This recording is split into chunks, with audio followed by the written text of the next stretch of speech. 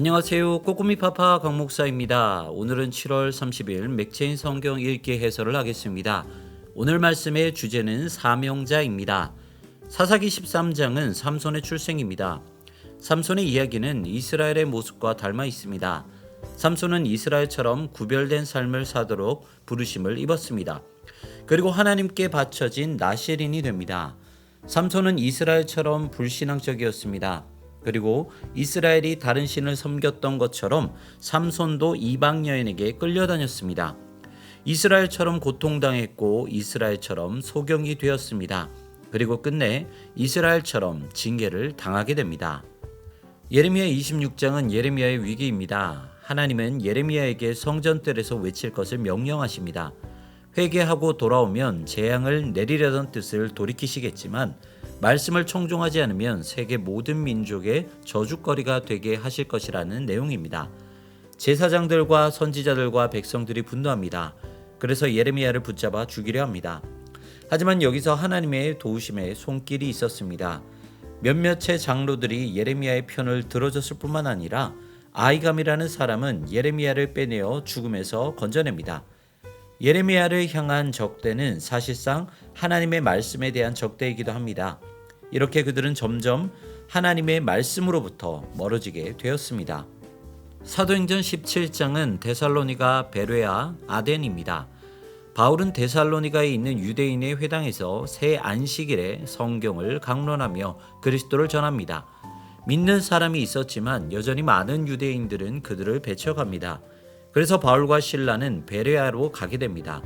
베레아 사람들은 신중했습니다. 바울이 전한 말씀을 자세히 살펴봤습니다. 바울이 베레아에 있다는 소식을 듣고 데살로니가 사람들이 찾아와 괴롭힙니다. 그래서 바울만 그곳을 떠나 아덴으로 가게 됩니다. 아덴은 우상이 가득하고 지적인 도시였습니다. 바울은 그곳에서 종교성을 호소하면서 하나님과 복음에 대해 변론합니다.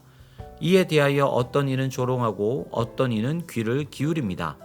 복음은 윤리와 규범이 아닙니다. 복음은 생명입니다.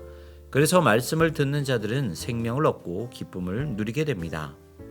마가복음 12장은 포도원 비유입니다. 포도원 비유는 이스라엘 백성들이 선지자들을 어떻게 대했는지 보여주고 있습니다. 포도원 주인이 농부들에게 소출을 받으려고 종을 보냅니다. 하지만 농부들은 종을 때리기도 하고 능욕하기도 하고 심지어 죽이기도 합니다. 이에 포도원 주인은 아들을 보냅니다. 그러나 그들은 아들 역시 죽이게 됩니다. 결국 포도원 주인은 농부들을 진멸하고 포도원을 다른 사람들에게 줍니다.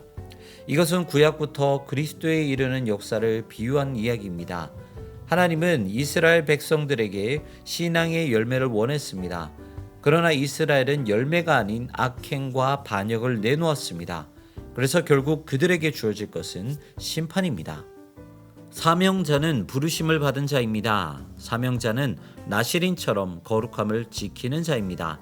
사명자는 어떤 상황에서도 복음을 지키고 복음을 전하는 자이며 사명자는 하나님께 열매를 올려드리는 자입니다. 모든 그리스도인들은 이 땅에 부르심을 받은 사명자들입니다. 오늘도 사명을 감당하며 하나님께 영광 올려드리는 여러분 되시기를 소망합니다. 지금까지 꼬꼬미 파파 강 목사였습니다. 내일 다시 만나요.